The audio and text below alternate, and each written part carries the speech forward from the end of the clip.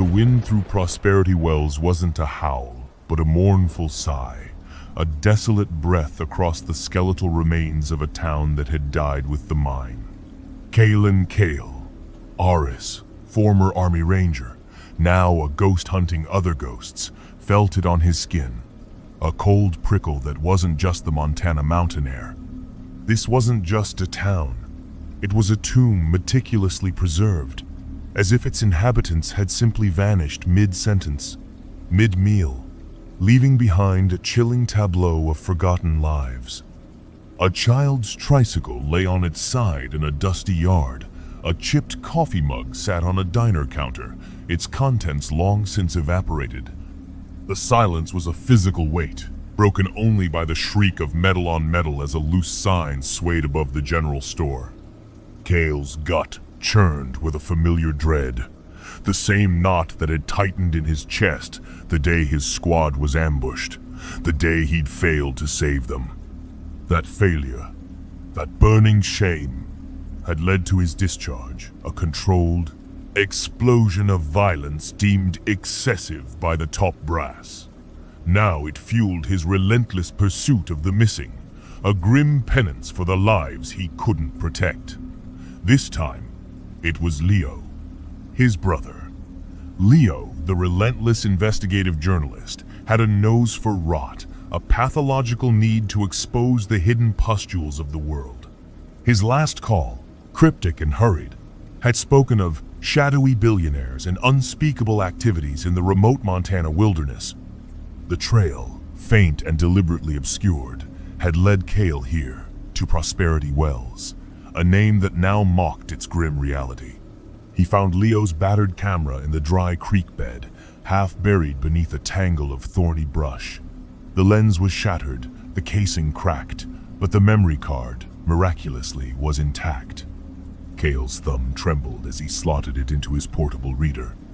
The last image flickered onto the small screen, a blurry, distant shot. It was taken from a high vantage point, looking down into what appeared to be the town square. In the grainy gloom, figures in expensive hunting gear stood over something on the ground. A still form. Men, not animals. His breath hitched. This wasn't just a missing persons case anymore. This was a nightmare given flesh. Prosperity Wells was a labyrinth of skeletal houses, rusting vehicles, and the looming hulk of the old smelter. Kyle moved like a phantom, his ranger training a second skin. Every shadow was a potential ambush, every gust of wind a whispered warning. He checked the dilapidated church, the abandoned schoolhouse, the boarded-up saloon. Nothing. Just dust, decay, and the chilling echoes of absence. As dusk began to paint the sky in hues of bruised purple and orange, a flicker of light caught his eye from the edge of town.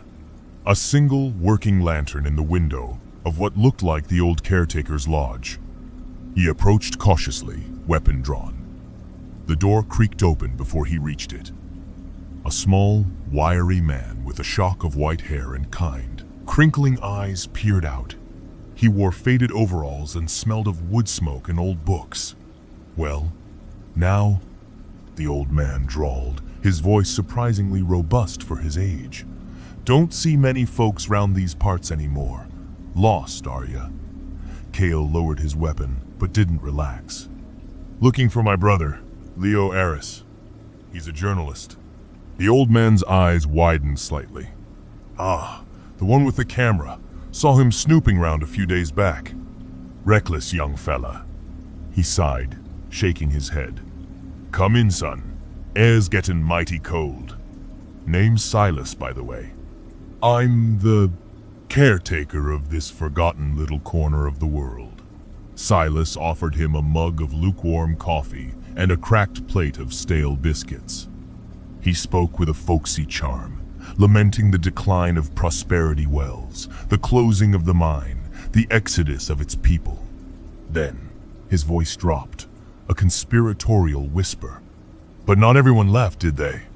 Kale prompted, watching him closely. Silas nodded, his gaze darkening. "No, some came back. Or rather, They bought it. The whole damn town. Rich folk. Filthy rich. Think they own the world, they do. He spat on the floor with surprising vehemence. They come here for their sport. Cale's jaw tightened. Sport? What kind of sport? Silas leaned forward, his eyes glinting in the lantern light. The most dangerous kind, son. They bring their own game with them. Vagrants, drifters, folks nobody misses. They turn 'em loose in the town, then hunt 'em for kicks. For the thrill of it. He shivered dramatically. Disgusting, ain't it? Pure evil. Cale felt a cold dread seep into his bones, confirming the dark whisper of the photograph. And my brother, he was investigating them? That's what he said. Silas confirmed, pouring Cale more coffee. Said he was gonna expose him. Bless his heart, he was a brave one. Too brave for his own good, perhaps. He paused, his gaze softening. I hate 'em, these city slickers. Think they're better than us, better than everyone. I try to help the poor souls when I can. Warn 'em. Point 'em to the escape routes I know. He gestured vaguely towards the mountains. But they're too many, too well armed. It's a losing battle. Cale felt a flicker of hope, a desperate tendril of warmth in the deepening chill. An ally, someone who understood the stakes, who could help him navigate this deadly terrain. Silas, despite his age, seemed sharp, knowledgeable about the town and its monstrous occupants. Where are they now? Cale asked, his voice low, a predator sizing up its prey. Silas chuckled, a dry, raspy sound. They'll be out. The full moon tonight. Perfect hunting weather, they call it. They usually start round midnight. He pointed towards the old hotel, a hulking edifice in the center of town. Their base of operations. That's where they hold 'em before the releases. And that's where they'll take 'em when they're done. A plan began to form in Cale's mind, grim and brutal.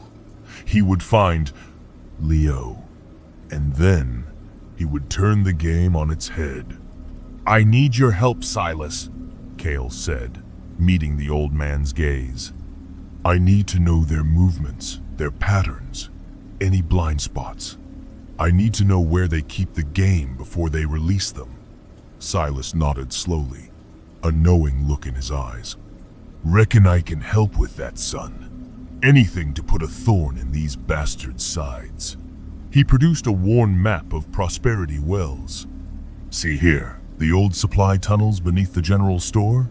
They use them sometimes to move around unseen. And the hotel, it's got a back entrance, old service stairs that lead straight to the basement. That's where they usually keep their trophies. As Silas outlined the layout of the town, Cale felt a surge of grim determination. He was back in the game, the only kind of game he truly understood. Survival.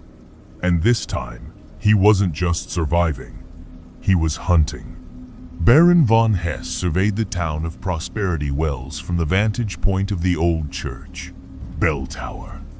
A snifter of aged cognac in his gloved hand.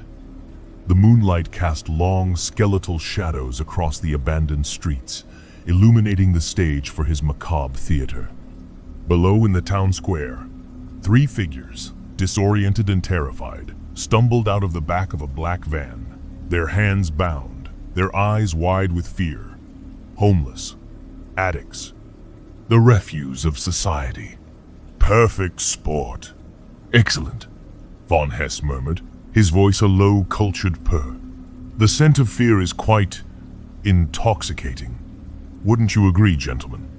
Beside him, 2 other hunters, a Silicon Valley tech mogul and a disgraced senator, chuckled, raising their silenced rifles. Their faces, usually plastered with carefully crafted smiles for the cameras, were now contorted into expressions of cruel anticipation. They weren't men. They were effigies of humanity, hollowed out by privilege and depravity. Von Hess, a European aristocrat with a lineage as old and twisted as the gnarled oaks of his ancestral team estate, had bought Prosperity Wells for a song. He saw the deserted company town not as a relic of forgotten industry, but as a blank canvas for his ultimate art form, the hunt for human quarry. He believed that the ultimate challenge lay not in stalking beast, but in breaking the spirit of man, in proving the inherent superiority of those who could wield power over life and death. Tonight's menu, Von Hess announced, consulting a small, leather-bound journal. We have 3 exquisite specimens. A former Marine, recently discharged for insubordination. A runaway teenager, desperate for a fix. And a disgruntled accountant, embezzled funds, now utterly destitute. A delightful spread of the desperate, the broken, the forgotten. Their instincts will be raw, their will to survive, primal. It will be a most rewarding evening. A crackle of static broke through their quiet anticipation. Baron, this is Silas. The new arrival is showing unusual initiative. He's already made contact with me, and he's asking questions about our sport. Von Hess's thin lips curved into a smile, a flash of predatory amusement in his eyes. Silas, my dear game master, you always know how to spice things up. A hunter in our midst? An unexpected complication, but a welcome one. It raises the stakes, wouldn't you agree? He sipped his cognac, the amber liquid glinting in the moonlight. Let him come. Let him believe he has an ally. Guide him, Silas. Lead him into the heart of the labyrinth. Let him witness the beauty of our game firsthand. And when the time is right, he shall become the grand prize. Cale moved through the shadows of Prosperity Wells like a wraith, his senses heightened, his every muscle coiled and ready. Silas's information proved accurate. He'd navigated the network of disused utility tunnels beneath the general store, emerging near the back of the old hotel. The air here was thick with the scent of dust, mildew, and something else. Something metallic and coppery. Blood.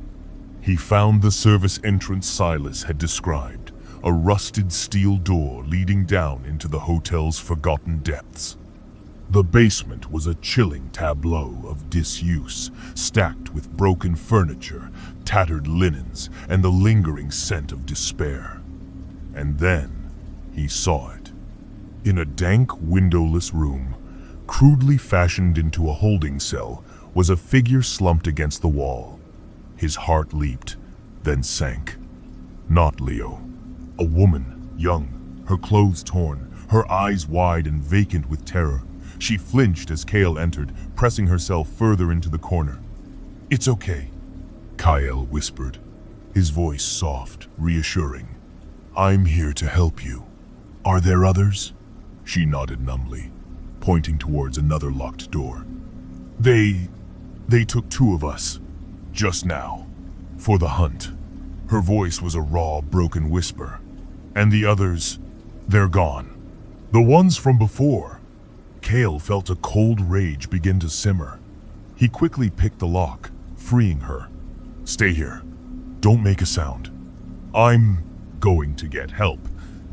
He left her with the meager provisions he had, a water bottle, a protein bar, and a promise he intended to keep. His search continued, methodically clearing the hotel floor by floor. The building was a mausoleum of forgotten luxury. Grand ballrooms choked with dust, opulent suites stripped bare. He found no more captives, no sign of Leo. But he found ample evidence of the hunter's grim sport. Bloodstains on the floorboards, spent shell casings, and in one suite, a meticulously organized collection of photographs. Grim trophies of their victims, faces contorted in terror, poses of macabre triumph. He was in the main lobby when the static crackled in his ear. "Cale, this is Silas. They're on to you. They know you're here. The Baron's orders, you're the new game." Kale felt a chill that had nothing to do with the cold. Silas, what are you talking about? I'm sorry, son. Silas's voice was devoid of its previous warmth, now a cold, clinical tone. But a hunter always needs new prey. You see, I facilitate the game. I find the suitable offerings. I set the stage. I manage the logistics. I am the game master.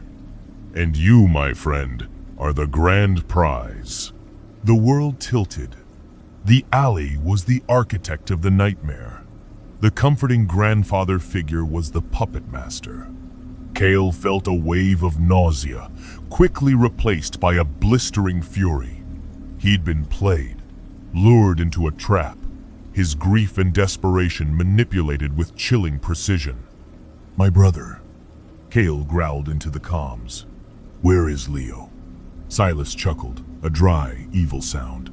Ah, your brother. A persistent little badger, wasn't he? He's still here. A special guest. He's been preserved. For the grand finale, of course. The Baron enjoys a truly challenging quarry. And he believes your brother, with his journalistic tenacity, will be the most exquisite of all. A gunshot rang out from the street below, followed by the terrifying whine of a ricochet off the lobby's grand chandelier. They were here, the hunters. And Kale, the hunter, had become the hunted. He ducked behind the reception desk, his mind racing. Panic was a luxury he couldn't afford. He was outnumbered, outgunned, and operating on enemy territory. But this was his territory now. This was his game, and he was going to burn it all down. He sprinted out the back door, dodging a hail of silenced bullets. The town was alive now, no longer a silent tomb but a deadly arena. Spotlights flared, raking the streets. He heard the distant baying of what sounded like hunting dogs.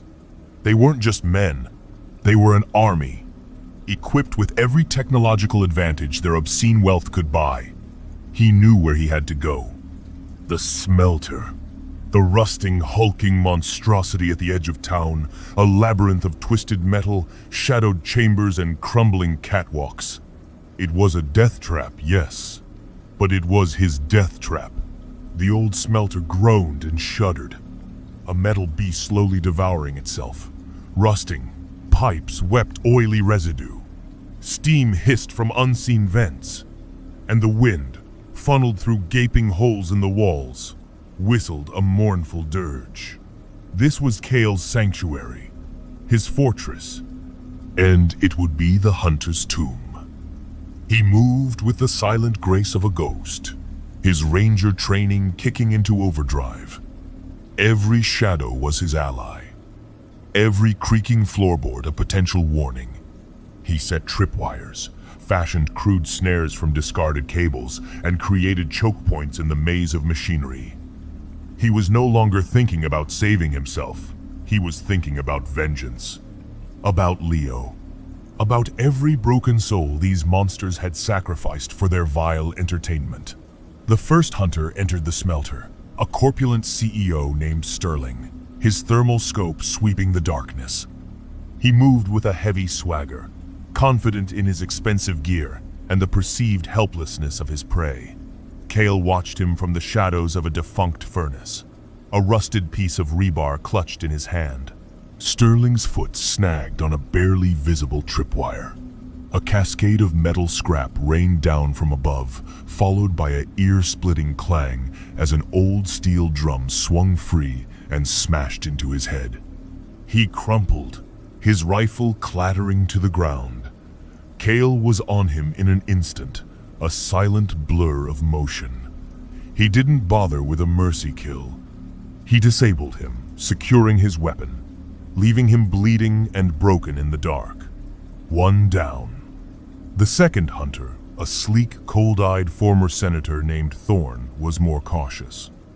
He moved with a practiced fluidity, his suppressed sniper rifle scanning the shadows. He was smart, experienced. Too smart for the simple traps. Kale changed tactics.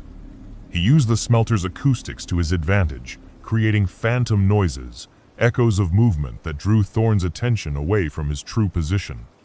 He moved through the ventilation shafts, a dark current flowing through the bowels of the beast. He emerged directly behind Thorn, a garrote of piano wire, pulled taut from his scavenged survival kit. Thorn didn't even have time to scream. 2 down. The reverse hunt was a brutal ballet of shadows and steel. Cale was a primal force, stripped bare of everything but his will to survive, and his burning need for retribution. He used the environment, his ingenuity, and the sheer desperation of a man pushed beyond all limits. He disarmed, he maimed, he incapacitated. He didn't just fight, he systematically dismantled them, turning their sophisticated hunting ground into their personal abattoir. He used the molten metal pits, long cooled and hardened, as cover. He used the clanking machinery, powered by a sputtering, ancient generator he'd managed to restart, as a distraction. He was a ghost in the machine, whispering death from the darkness. He encountered 2 more hunters near the old control room, a pair of twin brothers, investment bankers notorious for their ruthlessness.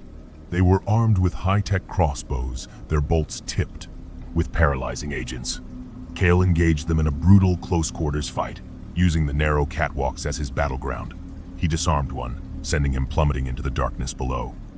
The other, screaming in rage, lunged at Cale, only to be impaled on a jagged piece of rebar Cale had concealed. 4 down. Finally, only Von Hess remained. And Silas. Cale found them in the main processing chamber, a vast, cavernous space that echoed with the metallic clang of his boots. Von Hess stood imperiously in the center, a gleaming hunting knife in his hand, his clothes pristine, a cruel smile playing on his lips. Silas stood beside him, a satellite phone clutched in his hand, a smug, triumphant look on his face. And then Cale saw him. Leo. He was suspended in a cage, hanging from the ceiling, pale and emaciated, but alive. His eyes, though glazed with pain and exhaustion, widened when he saw Cale. A raw, choked sound escaped his lips. Ah, the final prey. Von Hess purred, his eyes gleaming, with anticipation. And the grand prize, still intact. A truly exquisite evening. Wouldn't you agree, Silas? Silas chuckled, patting the Baron on the shoulder. Indeed, Baron, the best game we've had in years. Cale felt a cold, calm certainty settle over him. He was tired, bleeding, bruised, but he was also incandescent with rage. It ends here, Baron, he said, his voice a low growl. Does it, Ranger? Von Hess scoffed. You are outnumbered, outmatched. You may have dispatched some of my less dedicated guests, but you stand before the architect of this grand design. I am the apex predator. No, Cale said, raising the scavenged sniper rifle he'd taken from Sterling. He sighted down the scope, not at Von Hess, but at the structural supports holding Leo's cage aloft. You're just a man playing God, and tonight, God dies. He fired. The shot echoed deafeningly in the cavernous space. One of the support cables holding Leo's cage snapped. The cage swung wildly, plummeting towards the ground. Von Hess roared in fury, lunging at Cale. Silas, ever the opportunist, pulled out a small, gleaming pistol, aiming for Cale's head. But Cale was faster. He dropped the sniper rifle, drawing the combat knife from his boot. He met Von Hess's charge, the clang of steel on steel echoing through the chamber. Von Hess was skilled, his movements precise and elegant, but Cale was a whirlwind of controlled violence, fueled by a lifetime of training and a burning need for vengeance. He disarmed Von Hess with a brutal parry, then slammed the hilt of his own knife into the Baron's face. Von Hess stumbled back, blood gushing from his broken nose. Silas fired his pistol. The bullet whizzed past Cale's ear. Cale moved, a blur of motion, using the Baron as a shield for a split second. He threw his knife with deadly accuracy. It buried itself hilt deep in Silas's shoulder. The game master screamed, dropping his pistol. Cale ignored him. His focus was solely on Von Hess. He picked up the Baron's discarded hunting knife, its gleaming blade now stained with its owner's blood. "You like games, Baron," Cale snarled, pushing him towards the edge of a deep, dark pit, the abandoned shaft of the original mine, now a gaping maw of blackness. "Let's play one more." Von Hess, his face contorted in a mask of fear and disbelief, struggled against Cale's grip. "You can't. Do you know who I am? The connections I have? You'll regret this." "No," Cale said, his voice flat, devoid of emotion. "I won't." He shoved the Baron with all his strength. Von Hess tumbled into the darkness, his scream echoing for a horrifying, protracted moment before it was abruptly cut short by a sickening crunch from the depths below. Cale turned to Silas, who was clutching his bleeding shoulder, his face pale with terror. He picked up Silas's satellite phone. "Where is Leo's camera?" Cale demanded, his voice dangerously low. "The one with the footage? The one he was hiding?" Silas, defeated and broken, pointed with a trembling hand to a hidden compartment in a nearby tool chest. Cale retrieved Leo's second camera, a smaller, more discreet model, along with a secure hard drive. The evidence: videos of the hunts, detailed logs of their victims, a meticulously kept list of their esteemed clientele. He found Leo, bruised and battered, but alive. Cale helped him from the cage, his brother's body shaking with weakness and shock. "Are you okay, Leo?" Cale asked, his voice rough with emotion. Leo managed a weak smile. "Just a scratch, Cale. But you found me. Always," Cale affirmed. He powered on Silas's satellite phone.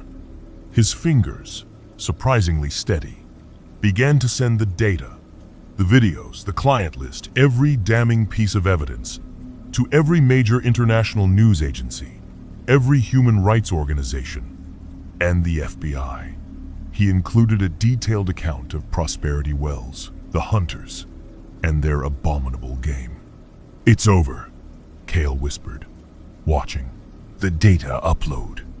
"It's all over."